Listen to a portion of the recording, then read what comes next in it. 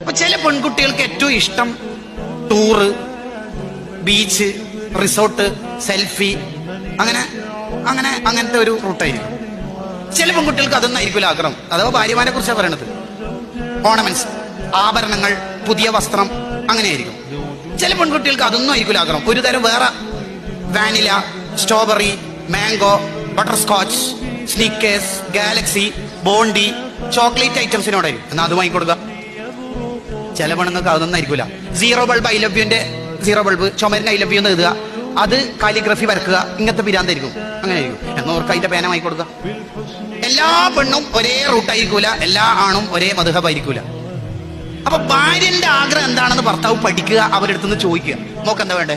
ഞാനിങ്ങനെ പർച്ചേസിന് ഇറങ്ങേണ്ടത്, മോൾ എന്ത് വേണമെന്ന് പറഞ്ഞോളി. അങ്ങനെ ഒരാഗ്രഹം പൂർത്തിയാക്കി കൊടുക്കണം.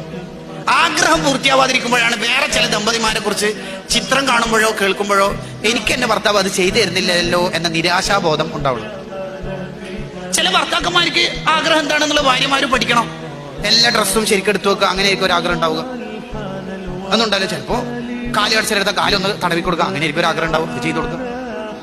എന്റെ ഭാര്യന്റെ അടുത്ത് നിന്ന് എന്താണ് കിട്ടേണ്ടതെന്ന് ഭാര്യനോട് ശരിക്ക് പറയണം. സംഭവം ഭർത്താവ് അങ്ങനെ തന്നെ അതെല്ലാം കണ്ടറിഞ്ഞിട്ട് ചെയ്യണ്ടല്ലേ എന്ന് പറയും. ഇവർ മൊഹിദ്ദീൻ ചെയ്യുന്നല്ല, കുപ്പിക്കകത്തുള്ള വസ്തുവിനെ പോലെ കണ്ടറിഞ്ഞ് ചെയ്യാനൊന്നും ഓർക്ക് കഴിയൂല. ഒരിക്കൽ അതിന്റെ വിവരം ഉണ്ടായിക്കൊള്ളത്തില്ല.